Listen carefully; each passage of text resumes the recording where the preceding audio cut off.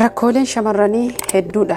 Aksamales jechuudha. Rakkoon qaama saalaa infekshiinis ta'e hooksisaa akkasuma immoo mallattoolee garaagaraa dhangala'oo foolii hamaa qabuu fi waan hedduun kan hedduu jechuudha. Akka icciitiitti saanfatanii qaanfatanii dhokfatan hedduutu jira. Haa ta'u malee garuu furmaata isaa inshaallahu ta'ala. Assalaamu alaykum wa rahmatullahi wa barakaatuh.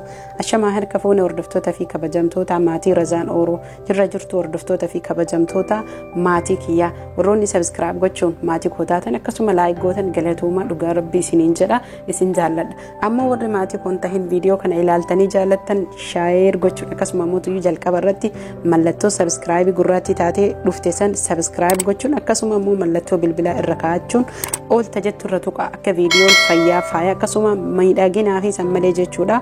Waa'ee furmaata dubartii walumaa galatti qabate isin irratti akka jalqaba gadhiisan isin dhaqqabu jechuudha. Har'as jechuudha waa'ee hooksisaa yookiin infekshinii qaama saalaati kan hin qabadhee dhufe obboleeyyan kiyya hedduutu gaafii na gaafataa jiranii hojjadhee jiras immoo jechuu gaafatamee hojjachuu hin ifadhu yookiin hin uffu jechuudha.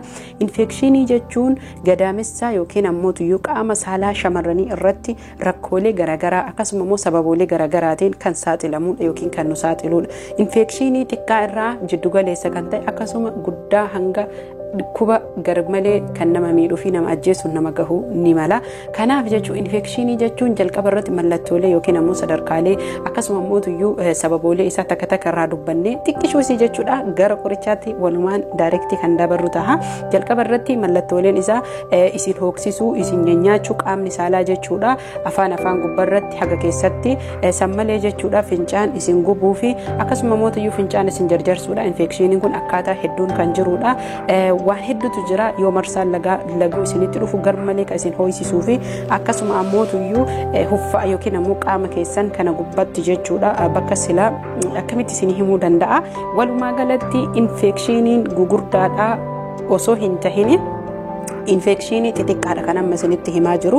Infekshiniin guddaan gara kaansarittis jijjiiramuu ni danda'a. Kana balleessuuf ammoo tuyyuu yeroo hedduu qullubbii dhiheessaa ture yookiin dubbataa ture. Obboleeyyan kiyya kaniin jedhaa turan qullubbii akkamitti fayyadamnaa jedhanii akkaataa itti fayyadaman osoo hin beekin kan fayyadamanidha. Dhugaa rabbii jechuudha. Qullubbiin infekshinii balleessuufis taate akkasuma ammoo tuyyuu rakkoolee shamarran ittiin rakkatan foolii hamas tahee akkasuma dhangala'oo garaagaraa kan faala hedduu jechuudha qaban kan nurraa balleessuu fi akkasuma nurraa hir'isu. Sammales jechuudha icciitii shamarranii yookiin gammachuu gaa'ilaa jaalala keessanii kan dabaltuudha. Qullubbiin gadaamessa dubartii jabeessus taate qaama saalaa kan bal'ate dhiphisuuf hedduu kan nu gargaartuudha. Fayyaan faayaka nu qaanfannee eenyutu nu himaa eenyutu nu hojjata yoo obboleeyyan keenya nu gorsin nu hin himiniif jechuudha. Haadha ammoo kallattimaan qullubbii akkaataa itti fayyadamtan hedduu gaafatamaa jira. Akka itti fayyadamnu nu himi nu hojjadhu jettanii qullubbii keessan sibiila haa ta'uu albee haa ta'uu shuukaa haa ta'uu karaalee lamaaniinuu kan isinitti agarsiisudha. Qullubbii mataa tokko hin dhiyeeffattanii ani garuu qoloqqoltanii jechuudha. Yoo mataa akkasitti hodditan ibiddi hin tuqu jechuudha. Sababni isaa ibidda irratti hodduu yookiin akka boqqolloo biyya keenyatti ibidda irratti waddansan ni beeytan yookiin ni yaadattan jedhee yaada. Kanaaf qullubbii haala kanaan itti dirattanii jechuudha. Yoo isinii danda'amee jedhe isin mataa tokko mala ajaa'ibaati dhugaa rabbii jechuudha. Osoo viidiyoo amma isinii waraabaa jiru yookiin hojjetaa jiru malli wayii naa dhufe qullubbii quncee osoo irraa hin yaasin eelee irratti illee immisuu ni dandeenya. Ni danda'ama natti fakkaate yaada yookiin ammoo tuyyuu waan gingilchaa tahe wayii irratti bakka tokkotti qoloqqollee irra naqnee akaa'uu ni dandeenya jechuudha. Kun ammoo beekaa mala osoo isinii viidiyoo waraabaa jiru yookiin haasahaa jiru naa dhufeedha. Itti aansinee jechuudha qullubbii haala kanaan salphaan jechuudha karaa salphaa namoonni keenya hedduun osoo hin beekin qullubbii qoloqqolaniituma akkasumaan cafacafanii ofii godhanii gubatanii kan halkan bu'aa turanillee baay'eetu jira. Ijoolleen maatiin kiyya keessan hedduun na dubbisaa jiranii akkasii. Kanaaf qullubbiin karaan itti isiniif fayyadamtan karaa kanaan infekshinii balleessuufis taatanii kallattii qaama saalaa walumaa galatti jechuudha. Akkasuma hooksisa kutuu fi faangasii baakteeriyaa garaagaraa akka sammales jechuudha.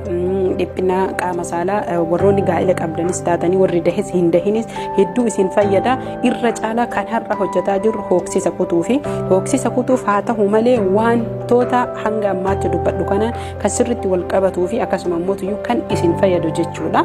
Kanaaf hordoftoota fi kabajamtoota kiyya karaa kanaan fayyadamna. Dirqama wantoonni ani isinitti himu kun mana ani jiru hin jiru jechuu miti fidachuudha. Infekshinii godhattanii kaansaritti jijjiiramee booda gadaamessa kaansarii gadaamessa fiixee saaxilamuun duratti ammuma of yaaluu wayya maallaqa xixiqqoon bittanii jechuudha. Achi booda zayitii zayituuna dhiyeeffattan. Zayitii zayituunni dawla arabaa yookiin biyya arabaa kamiyyuu hin dhabamu. Qullubbii haala kanaan wadditanii erga geessitanii cafacafattanii tumattanii qopheessitanii zayitii zayituuna qopheeffattanii waan qadaada qabu wayititti godhattan jechuudha. Akkam goone qullubbii oo'isnee cafacafne qoncisne mataa tokko jechuudha. Ammoo firii miti. Firii akkaan isinitti agarsiise kana osoo hin tahin mataa tokko jechuudha.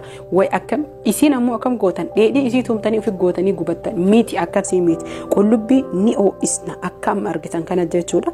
Booda sanii erga oo'isnee jennee qullubbii keenya hin cafacafanna. Zayitii zayituuna maankaa tokko haa ta'u maanka lama haa ta'u itti godhannee waan qadaada qabutti firiijii kaa'achuu dandeenya. Akkaataa fayyadamaa ammoo anatu isinii hima. Itti aansitanii hammata yookiin ammoo qumbii isa biyya keenyatti jedhamu dirqama barbaadanii fiduun waan ammaan isinitti himu kana infekshinii yookiin hoksisaa qaama saalaa gubadhee jettan warroonni jechuu keessan hiriyoonni keessan qubana qabanii warri maatii kiyya tahe jechuudha. Keessan natti himaa jiran kan akkanatti fayyadamanii fayyantu jira. Itti aansee sooqidda biyya keenyaa. Sooqiddi biyya keenyaa hin jiru hin kijibda. Namoonni hedduun akkas biyyi hin jirre hin jiru. Sooqidda milal bahara xabi'ii jedhanii sanuu ilaala. Kanaafi sooqidda biyya keenyaan qopheeffattan qumbii yookiin almurraa afaan arabiitiin almurraa jedhama hammata jechuudha. Hixaana arfamu osoo hin tahini qoricha jechuudha. Sooqidda biyya keenyallee akka qorichaatiif fayyadaman hin jiru hin jedhina. Ijoollee wanni hin jirre hin jiru. Gariin namaa maal jedha madaamiiti maaliif barbaade naan jettu. Ati ilma namaati eeyyee dhugaadha. Ati hojjettuudha dalayduudha. Haa ta'u malee ilma namaati qaama qabdaa saala qabdaa qaanfii qabdaa fayyaansi barbaachifti jireenyi si barbaachisa obboleettiitii ofii foldhaani. Kanaafi kana guutuu jechuudha qopheeffannee kaani kuni wanni isin beekuu qabdan qabxii jalqabaati. Zayitii zayituunaa qullubbii qabxii jalqabaati. Qabxii lammataatitti dhufaa jirra jechuudha. Akkaataa fayyadama isaatti seenuu fi sooqidda hin qopheeffannaa almurraa yookiin ammoo hammata yookiin ammoo qumbii qopheeffanna jechuudha. Qumbii firii shanii qopheeffanne sooqidda maankaa tokko akka reef argitan sanitti qopheeffanna jechuudha. Qumbii firii shanii akka beekamu jechuudha. Qumbii kana hixaan osoo hin tahin qumbii yookiin ammoo almurraa jettanii bichisiifattan. Namni isin gaafatu hin jiru. Arabaan naafidi hin barbaada jettanii sababa garagaraa gootanii fayyadamuu dandeettanii obboleeyyan kiyya booda sanii jechuudha. Qumbii firii shanii kanaafi sooqidda maankaa tokko saanii wayiitiin naqattan. Hayyee namoonni tokko tokko aayilaandiin hin gubataa maal jettan hayyee hin gubata bishaan oo'iftanii haala kanaan saanii haa ta'u saanii burcuqqoo haa ta'u laastikii haa ta'u rakkoo takkayyuu hin qabu qadaada qofa haa qabaatu itti qadaaddanii bulchitan jechuudha. Ganama san innuu bifa biraa baasa.